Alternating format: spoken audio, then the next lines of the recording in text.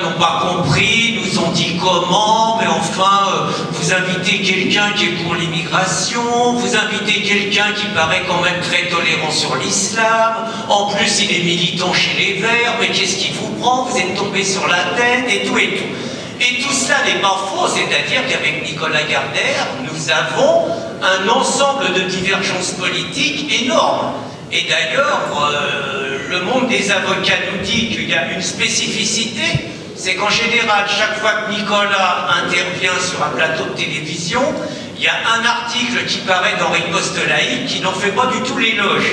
Et on nous a donc dit que nous étions les seuls dans l'histoire qui nous permettions de ne pas dire du bien de l'homme qui nous défendait. Parce que Nicolas a quand même une spécificité, et c'est pour ça qu'il est ici, c'est que c'est un homme de gauche, il ne le cache pas, mais il est amoureux de la liberté d'expression, et il est tellement amoureux de la liberté d'expression qu'il défend la liberté d'expression de personnes qui sont aux antipodes de lui. C'est-à-dire que Nicolas a eu le mérite de défendre Serge Ayoub sur l'affaire qu'évoquait Roland Elie. Il a eu ce mérite, et je crois que ça mérite des applaudissements.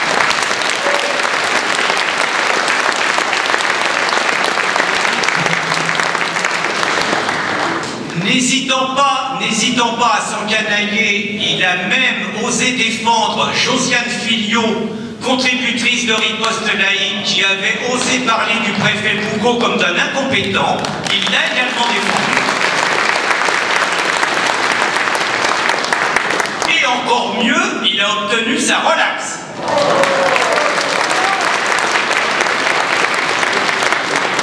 D'autre part, il a été chez le coiffeur et il a taillé sa barbe avant de venir à cette invitation, ce qui est à son honneur. Et donc je vous remercie d'applaudir Nicolas Gardère, qui symbolise un petit peu cette journée.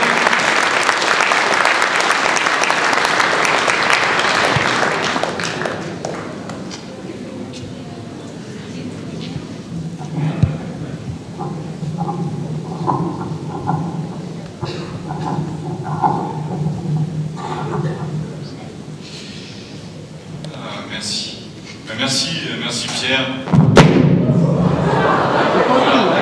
Voilà. La gauche est à la tribune, c'est le bordel tout de suite.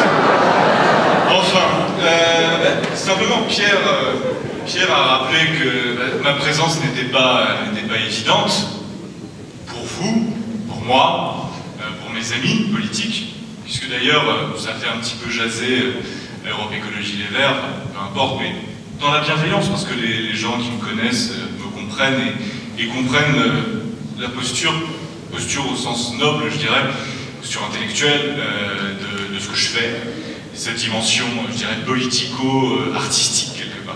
Simplement, voilà, c'est la colère divine qui s'abat. Enfin, non, simplement, ce que disait Pierre en termes un peu euphémisés sur l'opposition qui a pu apparaître à ma présence aujourd'hui avec vous, j'aimerais simplement lire un commentaire qui a été posté sur le site de Christine Tazin, puisque j'ai publié une tribune dans Le Monde du 7 mars, puisque moi j'ai le droit, vous n'avez pas le droit, mais moi j'ai le droit de publier dans Le Monde. Toujours est-il que j'ai publié une tribune dans Le Monde sur la question du port du voile à l'université, puisque je suis enseignant à l'université, et cette question m'intéressait. Vous vous souvenez, il y a eu des propos de ministre de la condition féminine sur cette question. Donc j'ai pris position sur le sujet. On va redévelopper, parce qu'on a beaucoup parlé de l'islam aujourd'hui, on va redévelopper la position. Toujours est-il que ma position n'a pas plu à Christine. Christine Tazin n'a pas apprécié cette position, enfin, voilà, donc elle a fait un article très critique à mon égard dans Résistance républicaine. Donc je vous lis le commentaire d'un certain Spartak, j'imagine que c'est un pseudonyme, je ne sais pas s'il est là finalement aujourd'hui. Bonjour Christine, ton poste tombe à pic pour moi. Je tenais justement à exprimer ma désapprobation quant à la présence aux assises de ce gauchiste islamo-dégénéré de Gardère. Je souhaitais assister à ces assises du 15 mars, mais je préfère y renoncer car je connais les limites de ma patience. On est quasiment dans la menace physique. Je considère aujourd'hui que la liberté d'expression trouve ses limites en la présence de tels fachos. C'est à cette occasion que j'ai découvert que j'étais facho. Il ne faut pas confondre débat contradictoire et donner la parole à un attardé fascisant, adepte de la pensée unique. Gardère ne discute pas, Gardère impose son idéologie rétrograde.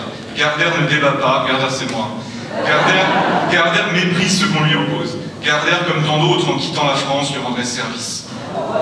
Bon, ainsi de suite, pathétique Gardère, bref, je n'assisterai pas aux assises, une prochaine fois, sans Gardère. Bon, bah Spartak, je sais pas si tu es là, mais en tout cas, moi je suis là. Bon, ceci étant dit, c'était un propos liminaire. Alors, j'ai intitulé mon discours, puisque une fois n'est pas coutume, je vais lire, enfin je vais essayer de bien lire en levant les yeux à certains moments, mes notes, mais bon, généralement je plaide et j'enseigne sans notes, mais là, moi j'avais envie d'être un peu précis. Alors j'ai intitulé mon discours « La liberté n'est qu'un mauvais moment à passer ». Alors citer une phrase de Frédéric Beigbeder pour ouvrir mon discours ne va pas améliorer mon image de bobo. Mais enfin, j'aime bien Beigbeder, j'aime bien cette phrase, et je suis un peu lassé d'invoquer systématiquement Voltaire et Noam Chomsky dès qu'il s'agit pour moi de parler de liberté. Et puis, je ne suis pas absolument persuadé que participer à ces assises de la liberté d'expression soit un acte outrageusement bobo, selon la définition généralement acceptée. Me voilà donc ici devant vous, et je suis ici en tant que démocrate, en tant que libertaire, en tant que gauchiste, je suis ici en tant qu'ennemi. Peu importe les relations de sympathie réciproque qui peuvent exister entre moi et certains d'entre vous. Ceux qui sont ici, évidemment, puis il y a Roland Elie aussi, à parler de l'histoire de Méric, et puis il y en a quelques autres avec qui j'ai des relations tout à fait agréables. Mais, politiquement, je m'oppose à vous, radicalement. Je ne suis pas de cette fausse gauche d'extrême droite, nationaliste, antisémite, homophobe, islamophobe ou soralienne. Je suis totalement dans la gauche sociale et sociétale. Je suis adhérent à Europe Écologie Les Verts, je l'assume et le revendique. Au fond, je préférerais que vous n'existiez pas. Dans un monde parfait, tout le monde s'aimerait, tout le monde m'aimerait. N'en déplaise à Abraham, à Jésus, à Mohamed, enfin je crois qu'on doit l'appeler Mahomet de manière obligatoire ici aujourd'hui, donc. N'en déplaise à Abraham, à Jésus, à Mahomet, à Lénine ou à Jean Ferrat, le temps de l'amour n'a pas commencé et n'adviendra sûrement jamais. Tant pis. Dans ce monde un peu nul qu'il nous reste, peuplé comme claudiquant, vous, moi, surtout vous, nous avons toutefois quelques biens. Le premier de ces biens est à mon sens notre régime politique, la démocratie libérale. Ce régime n'est pas un régime faible et maternant. Ce régime n'est pas un cauchemar climatisé. Il n'est pas la dictature des bons sentiments. La démocratie libérale est une exigence et une discipline personnelle, une ascèse, infiniment plus lourde et contraignante que la médiocrité tarée de la dictature. La dictature est par essence le régime du mensonge et de la fausse grandeur. Pour désirer la dictature, il faut être un esthète masochiste ou un lâche. Le goût de la dictature, c'est la passion de la servitude. À ceux qui rêvent, parmi vous, peut-être, de régimes autoritaires, je peux donner quelques bonnes adresses de donjons SN où ils pourront se faire dominer selon leurs désirs et sans ennuyer les hommes et les femmes honnêtes. À ceux qui rêvent de régimes autoritaires, à ceux qui rêvent d'un tour de vis, à ceux qui rêvent d'une main ferme ou d'un grand chef, je les informe qu'ils n'ont rien compris à la liberté. Je disais que la démocratie libérale était une exigence. Elle est l'exigence de l'autre et de son altérité. C'est une son altérité, ça veut dire c'est redondant. Elle est l'exigence de l'autre et de sa liberté. C'est précisément parce que j'accepte et même respecte votre altérité que je suis là aujourd'hui. Je ne rejette personne en dehors de l'humanité. Je n'ai jamais rencontré de monstres et il n'en existe pas. Les idées qui sont les vôtres, je m'autorise à les juger, à les dénigrer, à les combattre. Mais je sais qu'elles sont le fruit d'un esprit humain, d'une raison, d'un logos. Ce logos, je ne peux le nier. Je ne peux le balayer d'un revers de main en invoquant la pathologie mentale ou la pose. Il y a très vraisemblablement des fous, des dandys et des débiles parmi vous, mais pas que. Cela serait trop simple. Alors, et parce que vous êtes mes frères, ni plus ni moins que les salafistes, parce que je vous considère comme des êtres.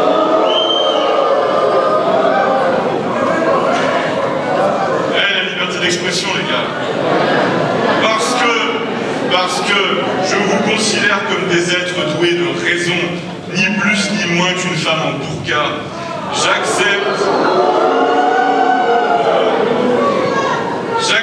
de vous écouter et de considérer votre pensée, votre esprit, vos idées.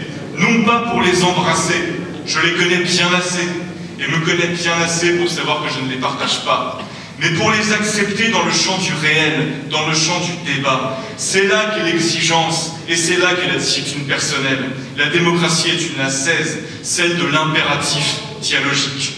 Ne pas déshumaniser, ne pas essentialiser l'autre dans une identité unique ou dans une injure. Facho, par exemple. La question n'est pas de savoir si vous êtes effectivement des fascistes. Certains ici se réclament d'ailleurs peut-être de cette idéologie. La question est de savoir si l'injure, l'invective, ne servent qu'à exclure toute forme de débat entre deux intelligences, entre deux raisons, entre deux logos. On ne débat pas avec son chien. Et traiter quelqu'un de facho, c'est le traiter de chien, le traiter de débile et ou d'être maléfique, de monstre. Considérer qu'il est inapte au débat, que ces idées sont impossibles à exposer, à discuter, à combattre. Cette erreur, la gauche dont je suis l'a trop faite. Par peur, par mépris, par stratégie tellement complexe que le sens en a été perdu, elle a refusé le débat avec l'extrême droite, le débat avec le Front National. Le FN est trop haut, et sa montée semble trop inexorable pour continuer à refuser le débat, à refuser de le combattre sur le terrain des idées. Or, ce combat nécessite de l'écouter, de prendre ses idées au sérieux. C'est idée contre idée, projet contre projet, que celui-ci pourra être vaincu, et non par un revers de main méprisant ou avec une pince à linge sur le nez. C'est cela, la démocratie libérale. C'est combattre ses ennemis avec les armes qui sont l'essence de celle-ci. La parole, le débat, et finalement la fraternité, pour ne pas dire l'amour. Tant que nous sommes en démocratie, vous êtes mes ennemis autant que mes frères, et cela ne doit changer jamais. C'est dans cette logique, avec ce projet difficile, que j'ai embrassé ce combat pour la liberté d'expression qui justifie ma présence aujourd'hui. Il est tellement plus facile de combattre pour la liberté exclusive des siens ou simplement pour la sienne. Celui qui n'était peut-être pour vous qu'un terroriste communiste, voire même un nègre, a passé 27 ans de sa vie en prison pour redonner aux Blancs leur dignité, leur humanité et finalement leur liberté. L'angélisme mandélien, son Ubuntu, était porteur d'une vérité infiniment plus grande et efficace que tous les discours de haine. Comprenez bien que vos combats pour avoir le droit de proférer des injures racistes ou contester la réalité de crimes contre l'humanité me donnent très rapidement la nausée. Le beau progrès que voici, que de pouvoir dire que la race noire est inférieure à la race blanche, que tous les musulmans doivent remigrer, que les juifs n'ont été que 6 000 et non 6 millions à mourir dans les camps. Je ne suis pas dupe. Je ne suis pas dupe des soubassements idéologiques de vos combats pour la liberté d'expression. Vous êtes des femmes et des hommes qui se trompaient de colère. Une société ne gagne absolument rien à laisser s'exprimer publiquement des idées racistes ou xénophobes. Une société... J'ai pas encore terminé. Une société ne gagne absolument rien. Une société ne gagne absolument rien à laisser s'exprimer des discours de haine.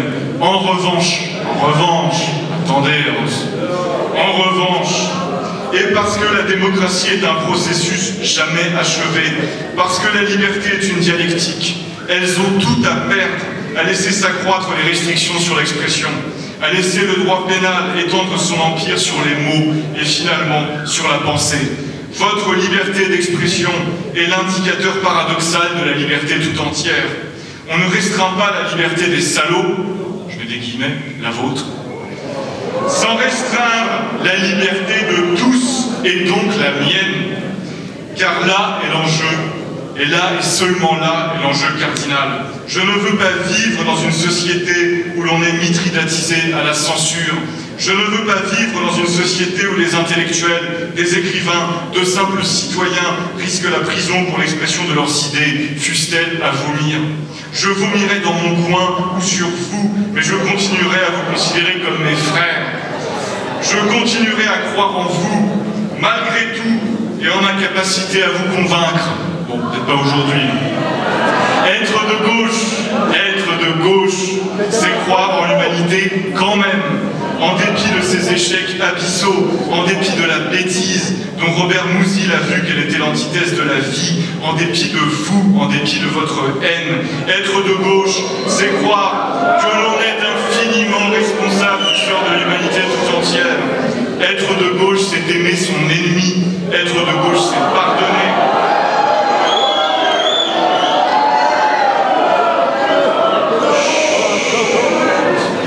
C'est bientôt fini, c'est bientôt fini.